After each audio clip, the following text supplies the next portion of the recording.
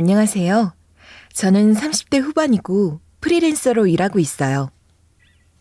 결혼한 지 좀 지났지만 아직 아이는 없고 얼마 전 남편하고 이혼해서 다시 싱글이 됐어요. 도저히 참지 못할 만한 일이 있었거든요. 저는 본래 서울에서 태어났고 서울에서 자랐어요. 친정 식구들이며 친구들이며 전부 서울에 다 있었죠. 대학교까지 서울에서 다녔다 보니 타 지역에는 연고도 없었고 친한 사람도 없었는데요.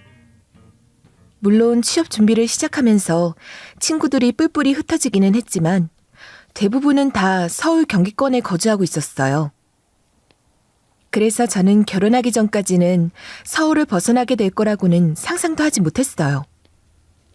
모든 게 다 서울에 기반이 있는 상황이라 나이 들어서도 고향에서 살 거라고 생각했죠. 지방에 여행을 떠나본 적도 있지만 몇몇 도시 빼고는 서울만큼 인프라가 잘 되어 있진 않잖아요. 그래서 서울을 벗어나는 건 생각도 못했죠.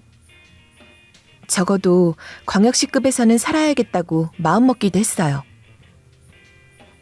그런데 친구 소개로 남편을 만나게 되었고 그 이후로 제 계획이 많이 달라졌어요. 저는 남편을 30이 넘은 시점에 소개받았어요. 그전에도 연애를 몇 번 하긴 했지만 한창 취업 준비다, 업무다 이것저것 바쁠 시기에 만나서 오래가지 못했어요. 그래서 연애에 대한 기대감도 없었고 그냥 혼자 살아야겠다는 생각을 했어요.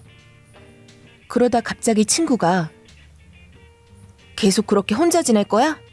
좋은 사람 있으니까 한번 만나봐. 가볍게 만나보고 아니다 싶으면 안 만나도 되고 사람이 좋으면 친구처럼 지낼 수 있잖아. 너무 벽치고 살지 말고 꼭 만나봐. 알았지? 라며 남편을 소개해줬어요. 친구 등살에 못 이겨 나가보니 남편이 생각보다 괜찮더라고요. 외모도 제 스타일이었고 키나 체격이나 전부 제 마음에 들어서 처음부터 호감을 갖게 됐어요. 그땐 결혼을 생각해볼 때라 외모부터 연봉 수준이며 집안 형편 등등 여러 부분이 잘 맞는 것 같아서 자연스럽게 연애를 시작했는데요. 꾸준히 만나보니 결혼해도 될 만한 사람이겠다는 생각이 들었고 그렇게 정해진 수순처럼 결혼 얘기가 오갔어요. 남편은 본가가 서울이지만 발전소에서 근무하고 있어서 지방에 거주하고 있었어요. 그 부분이 조금 마음에 걸렸지만 저는 프리랜서라 어디서 일하든 상관이 없었거든요. 그래서 결혼하게 되면 남편 직장이 있는 지역에 내려가서 함께 지내기로 했어요. 결혼 준비도 양가 부모님 도움 안 받고 둘이서 모아둔 돈으로 했고 의견이 안 맞는 부분도 거의 없어서 순조롭게 진행되었어요. 여기까지는 큰 문제가 없었는데요. 남편 가족관계를 들어보니 조금 걱정이 되더라고요. 남편은 집안에서 둘째고 위로는 누나, 아래로는 여동생이 있었어요. 시누이는 남편보다 나이가 꽤 어린 편이었는데요. 늦둥이로 태어나 너무 철없이 자란 건 아닌지 걱정되더라고요. 남편이 연애할 때 저보고 우리 부모님은 또래 부모님보다 젊은 편이셔. 일찍 결혼하신 데다 아이도 일찍 가지셨거든. 누나랑 나 낳고 한참 뒤에 갑자기 동생이 생겨서 늦둥이 동생도 있는데 막내 낳을 때도 나이가 많은 축에 속하시지는 않았어. 그래서 만나보면 생각보다 젊어 보일 거야. 라고 했었거든요. 옛말에 때리는 시어머니보다 말리는 시누이가 더 밉다고 하잖아요. 그렇게 괜히 철부지 시누이 때문에 문제가 생기는 건 아닐까 걱정됐어요. 솔직히 시어머니나 시누이랑 안 맞아서 힘들어하는 분도 많잖아요. 시댁 식구 자체가 어려운데 나이 어린 시누이라니 그건 좀 부담스러웠어요. 아무리 남편이 좋아도 집안 사람이 좋지 않으면 결혼 생활 버티기 힘들잖아요. 안 그래도 주변 친구들 중에 시부모님이나 시누이 때문에 스트레스 받는 애들이 많아서 걱정했었는데 남편 말 듣고 더 걱정이 됐어요. 다행히 상견례 할 때 분위기도 좋았고 시누이도 철없어 보이지 않았어요. 물론 처음에는 제가 생각한 것보다 너무 어려 보여서 철없이 시자짓 할까봐 걱정도 됐어요. 그런데 대화도 해보고 꾸준히 지켜보니 막내 동생 같아서 잘 지낼 수 있을 것 같더라고요. 시부모님도 되게 외향적인 성격이셨고 말도 재미있게 잘하셔서 편하게 대할 수 있었어요. 제가 괜한 걱정을 한 거였더라고요.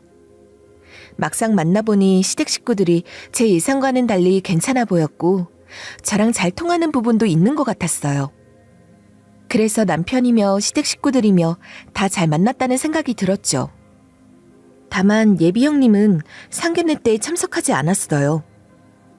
본래 외국에 거주하기도 하고 바빠서 왕래가 거의 없다고 하더라고요. 그래서 결혼식 날 보고 시댁에 큰 행사 있을 때 어쩌다 한번 본 게 전부였어요.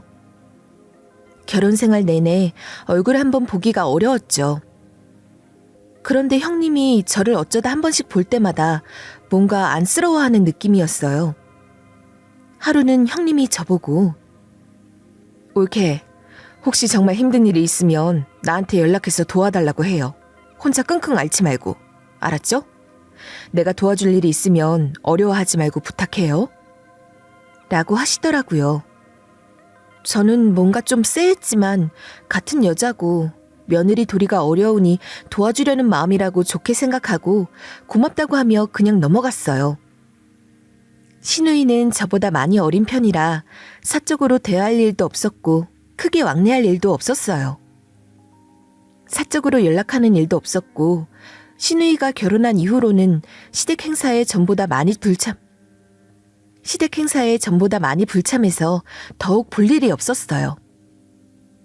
시누이는 남편하고 서울에서 살았고 시부모님, 친정 부모님 모두 서울에 계시니까 남편하고 지방에 내려가서 거주한 이후부터는 양가 어른이며 시누이까지 마주할 일이 많지 않더라고요. 다만 시누이가 남편보다 나이가 많이 어려서 그런지 결혼하기 전이든 그 후든 가끔씩 오빠, 나 이번에 받은 옷이랑 가방이 있는데 좀 사주면 안 돼?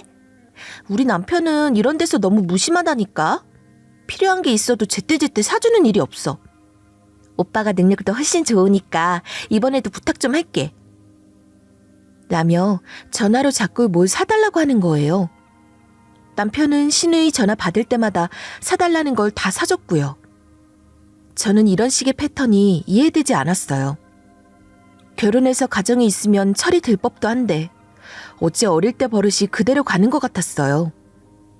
저도 남편한테 시누이는 이제 뭐든 남편이랑 상의해야 하는 거 아니야? 왜 매번 필요한 거 있으면 당신한테 사달라고 하는 거야? 그걸 또 다 받아주면 어떡해. 사달라고 하는 물건이 한두 푼 하는 것도 아니잖아. 적당히 잘라냈으면 좋겠어. 라고 불만을 표출할 때가 있었거든요. 그때마다 남편은 에이, 동생한테 사주는 건데 뭐 어때. 나보다 한참 어려서 동생 같고 자식 같고 그래. 가끔 사달라고 하는 거니까 부담스러운 것도 없는데 뭘. 당신한테는 더 좋은 거 사줄게. 하면서 대충 넘어가더라고요. 제 요지는 그게 아니었지만 사람이 너무 좋아서 그런 거겠지 하고 넘어갔어요. 솔직히 저 같으면 나이가 몇인데 아직도 나한테 사달라고 하냐. 이제 철 좀 들어야 하는 거 아니냐며 한마디 했을 것 같아요. 그런데 남편은 뭐든 다 받아주기만 하더라고요. 그렇다고 본인이 벌어서 동생한테 선물해준다고 하는데 제가 그걸 갖고 잔소리하거나 바가지 긁을 수는 없죠. 제가 돈 쓰는 것도 남편이 크게 터치하지 않으니까요. 그런데 하루는 시댁 식구들하고 여행을 같이 갔었거든요. 시부모님하고 남편이랑 저, 시누이랑 시매부까지 6명이서 바닷가로 놀러 갔어요. 그때 시누이가 30이 넘어서도 시부모님한테 되게 애처럼 행동하는 거예요. 고기 잘라달라, 뭐 갖다 달라, 용돈 좀 더 달라면서 뭐든 받기만을 바라더라고요. 나중에는 아예 시부모님이 음식까지 다 먹여줄 정도였어요. 시부모님은 그저 웃으면서 다 받아주시기만 하고 시매부랑 남편도 당연하다는 듯한 태도였어요. 거기서 저 혼자만 이 상황을 이상하게 생각하는 것 같았어요. 그렇다고 그걸 지적하는 것도 더 이상하잖아요. 시부모님이며 다들 거부 반응도 없고 당연하게 생각하니까요. 오히려 남편은 더 자기 자식처럼 챙기길래 시댁 식구들은 원래 이런가 보다 했어요. 저는 워낙 독립적으로 생활해왔고 친정 부모님도 훈육을 엄하게 하시는 편이라 이런 분위기가 적응되지 않았지만 늦게 낳은 딸이라 오냐오냐 키워서 저렇겠지 하고 말았어요. 제가 뭘 할 수 있는 입장도 아니었고요. 그래서 그때 저는 혼자 조용히 고기 익혀서 상에 올려놓고 저도 적당히 먹으면서 분위기만 살폈죠. 이런 에피소드 말고도 여러 상황이 있었는데요. 어쩌다 기념할 만한 일이 생겨서 다 같이 식사하러 간 자리에서도 시부모님이나 남편이 시누이부터 챙기고 카페에 가도 디저트류는 항상 시누이 취향을 고려해서 주문하더라고요. 그리고 항상 시부모님보다 시누이가 먼저 맛을 봐야 했고요. 결혼 전에는 시누이가 이렇게 철이 없을 줄은 몰랐는데 시간이 갈수록 이건 좀 아니다 싶을 때가 많았어요. 물론 저랑 가치관이 다른 걸 함부로 비난할 수는 없지만 그래도 보편적인 관점으로 봤을 때 이해하기 어려운 부분도 많더라고요.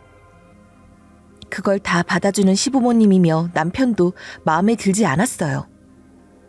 하지만 그때까지도 제가 시댁 식구들의 본 모습을 몰랐더라고요. 결혼하고 몇 년이 지나도 명절이나 제사 빼고는 시댁 식구들 볼 일이 없었던 게 그 당시에는 좋았지만 지금 와서 생각해보니 아니었어요. 자주 마주치고 부딪히면서 본성을 잘 알아보는 게 더 나은 일이었어요.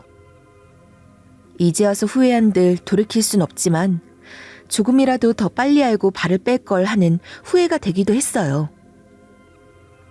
어쨌든 이런 일만 빼면 크게 거슬리는 것도 없었고 나름대로 결혼 생활도 그럭저럭 잘 이어갔거든요. 저나 남편 모두 양가 어른들에게도 할도리를 다하면서 매일 비슷한 하루를 보내던 어느 날 절 너무 힘들게 한 사건이 발생했어요. 그때 일은 제가 나이가 들어서도 절대 잊지 못할 것 같네요. 하루는 제가 바쁘게 일하던 중에 시어머니가 갑자기 전화로 예, 며느라. 우리 집에 보일러며 하수도며 너무 낡아서 집수리를 해야 된다. 하는 김에 전체적으로 손보고 도배까지 싹 다 새로 하려고 하는데 수리가 다 될 때까지 있을 곳이 없구나. 잠깐만 너희 집에서 있다가 수리 다 되면 올라가면 안 될까? 라고 하셨어요. 저는 그 말을 듣자마자 불안해졌어요. 혹시 집수리를 핑계로 우리 집에 아예 내려와서 살려고 하시는 건 아닌지 걱정이 되더라고요. 근데 시누이도 서울에 있는데 설마 내려오실까 하는 생각도 들었어요. 그리고 요즘에는 시부모님들이 알아서 자식들하고 같이 살지 않으려고 하시잖아요. 오히려 서로 프라이버시도 지키고 거북할 상황을 만들지 않는 편이니까 괜찮겠지 하는 생각도 들었어요. 저희 친정 부모님도 저희가 혹시 불편해할까봐 웬만하면 안 내려오시거든요. 시부모님도 여태껏 왕래가 잦은 편은 아니라서 안심되는 부분도 있었어요. 시부모님이 젊은 편이니까 옛날처럼 고지식한 생각도 하지 않으실 것 같았고요. 하지만 그러면서도 한편으로는 걱정이 되기도 했는데요. 안 그래도 일도 복잡하고 바빠서 힘든데 갑자기 이런 말을 들으니까 뭐라고 대답해야 할지 모르겠어서 망설였어요. 제가 말을 다 듣고도 대답을 바로 못하니까 시어머니도 제 마음을 눈치채셨던 건지 한두 달 정도만 있으면 수리가 다 끝날 거니까 걱정 말거라. 뭐하러 우리가 서울에 번듯한 집 놔두고 지방에 가서 살려고 하겠니? 우리 집만큼 위치 좋고 시설 좋은 곳도 잘 없더라. 이 근처에 친구들도 많은데 지방에 가면 우리끼리 적적해서 못 산다. 잠깐이면 되니까 부탁 좀 하고 싶은데 괜찮을까? 아범한테 물어보기 전에 며느리한테 허락받으려고 먼저 전화하는 거니까 부담 갖지 말고 생각해 보렴. 우리도 며느리한테 얹혀서 몇 달 지내는 게 마음이 편치만은 않고 너무 미안하구나. 하지만 딱히 갈 데가 없어서 부탁 좀 해보마. 라고 하시더라고요. 저는 시어머니 말을 듣고 곰곰이 생각해봤어요. 일단 시어머니 말에는 틀린 부분이 없었어요. 두 분도 저처럼 서울 토박이신데 서울에 기반 다 놔두고 갑자기 지방에 내려오실 일은 없잖아요. 서울의 동창이며 회사 동료며 동네 친구며 다 있다고 알고 있었거든요. 저보다 더 서울에서 오래 사셨던 분들이니까 당연한 일이었죠. 집에 빈 방도 있으니까 두 분이 잠깐 오셔도 나쁠 건 없을 듯 했어요. 그리고 며느리 된 도리로 시부모님이 부탁하시는 걸 뿌리칠 수도 없더라고요. 잘못하면 제가 불효하는 것 같고 부모님 얼굴에 먹칠하는 것 같기도 했어요. 저는 혼자 결정하기는 너무 어려워서 남편하고도 한번 상의해봤는데요. 어머님이 전화로 집수리 때문에 한두 달은 우리 집에 계셔야 할 것 같다던데 연락 받았어? 나는 솔직히 처음엔 서로 불편할 것 같고 혹시나 우리가 갑자기 모시고 살아야 하는 건 아닐까 하는 걱정도 됐거든. 근데 잠깐 계시는 거면 나쁘지 않을 것 같은데 어때? 물론 방이 좀 작아서 두 분이 같이 지내시기에 불편할 것 같기도 했지만 그건 우리 집이 중소형 평형대니까 방 크기가 클 수가 없잖아. 그건 어쩔 수 없는 부분이긴 한데 두 분이 계셔도 괜찮을까? 라고 제가 남편한테 물어보니까 안 그래도 부모님이 계실 곳이 없어서 걱정했는데 당신이 그렇게 말해줘서 고마워. 많이 불편하겠지만 한두 달은 금방 가니까 조금만 버텨줘. 나도 앞으로 장인 장모님한테 더 잘할게. 아예 날 잡아서 부모님들 모시고 잠깐 여행이라도 다녀오자. 라며 저를 다독여 주더라고요. 그 모습에 저는 완전히 마음을 열었어요.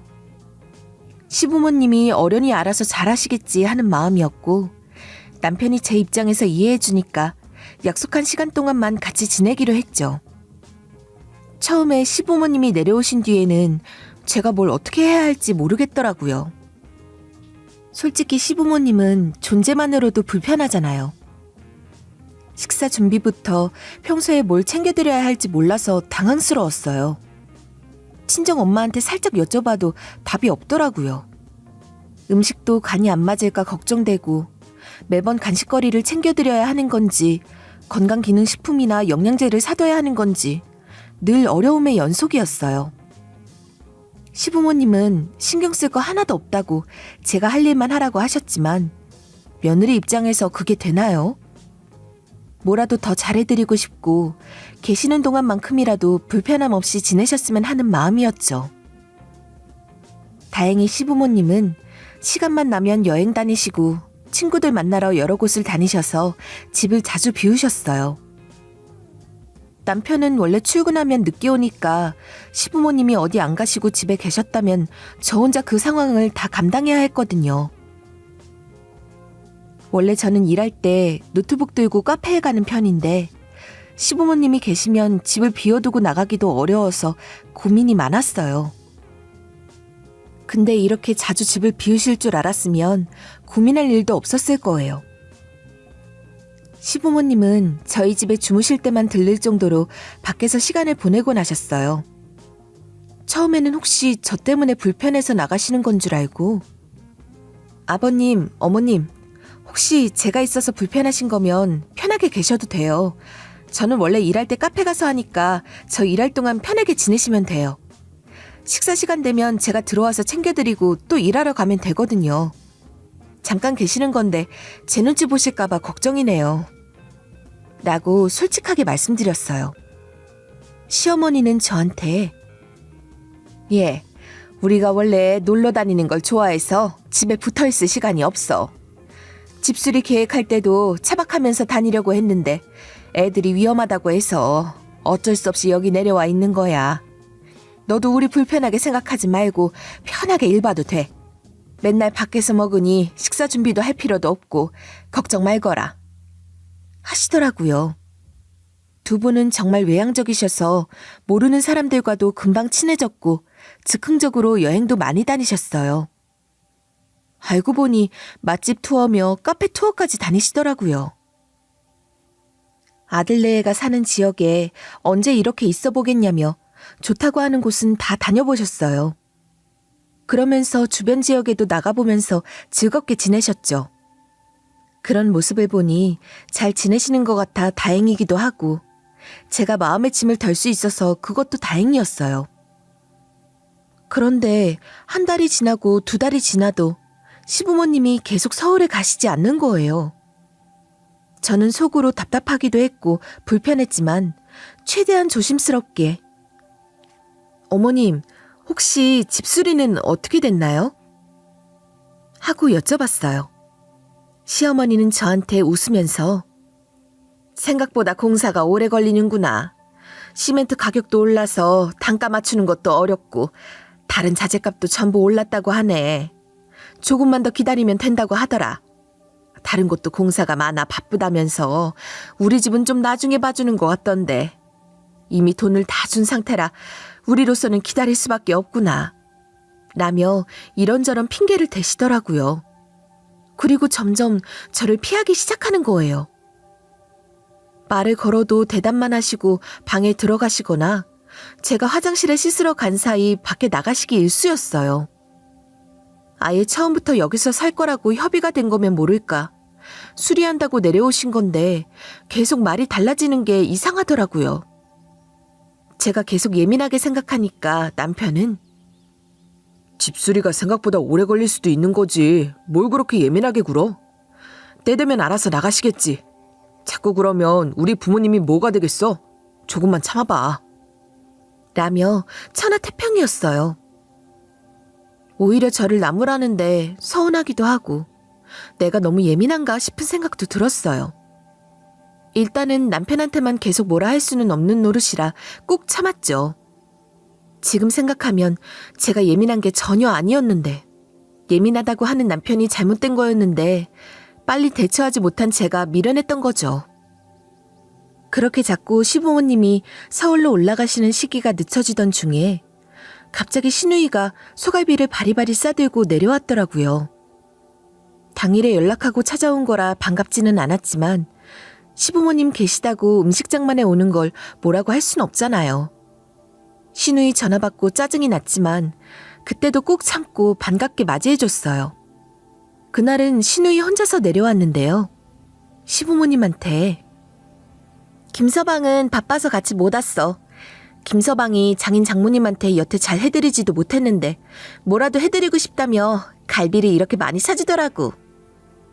하면서 본인이 고기를 구워드리겠다고 나서더라고요. 그러면서 저한테도 올케 언니, 우리 부모님 모시느라 고생이 많죠. 이거 백화점 상품권 10만 원짜리예요. 액수가 크진 않지만 그래도 성이라고 생각하고 받아줘요. 서울이 아니라 지방이라 쓸 일이 있겠냐만 갖고 있으면 한번 쓸 일이 생길 수도 있잖아요? 라고 하는 거예요.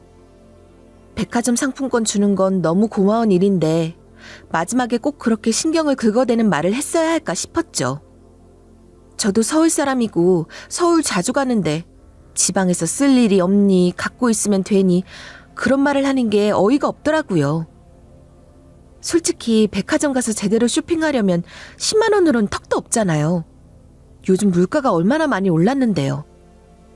하지만 좋은 게 좋은 거라고 기왕 주는 거니까 아무 말 않고 웃으면서 냉큼 받았어요. 여기서 제가 화내거나 기분 나빠하면 분위기가 이상해지니까 결국에는 또 참을 수밖에 없었어요. 아무튼 그날은 시누이가 평소와 너무 달라서 이상했어요. 예전 같으면 고기를 사오기는커녕 본인이 있는 곳까지 와서 고기 사달라고 하고 구워달라고 했을 텐데 자꾸 나서서 고기도 구워서 시부모님한테 챙겨드리고 저희한테도 고기를 구워주는 거예요. 본인은 먹지도 않고 우리만 챙겨주는 게 완전 딴 사람이 된 것 같았어요. 해가 서쪽에서 뜨는 것 같았다니까요. 그러면서 다들 고기는 입에 맞아요? 먹다 모자라면 다른 걸 더 시켜줄게요. 요즘 배달 음식도 잘 되어 있던데 먹고 싶은 거 있으면 얘기해요. 오늘처럼 다 모일 때도 많지 않을 텐데 많이들 드세요. 라고 하더라고요.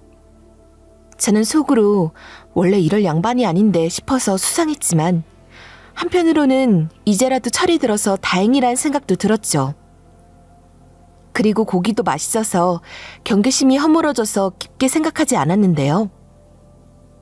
하지만 나중에 보니 사람은 고쳐 쓰는 게 아니라는 말이 딱 맞았어요. 결국 시누이는 고쳐진 게 아니라 잠깐 호의를 보인 것뿐이었어요. 정말 옛말에 틀린 거 하나 없더라고요. 어쨌든 신우이는 그날 하루 자고 바로 서울에 올라갔고 시부모님은 여전히 그대로 남아 계셨어요. 저는 시부모님이 왜 신우이랑 같이 올라가시지 않는 건지 이해가 되지 않았어요. 그래도 수리가 다 되면 알아서 가실 거라는 일말의 기대감을 갖고 있었죠. 하루는 도대체 언제 나가시려고 저러시나 하며 집안 청소를 하는데 신우이가 갖고 왔던 시부모님 캐리어에 반팔 티며 각종 옷가지가 가득 담겨 있는 거예요. 보려고 봤던 건 아닌데 가방이 열려 있어서 어쩌다 보게 됐거든요. 가방이 큰 것도 아니었는데 그 안에 옷이 꽉꽉 채워져 있는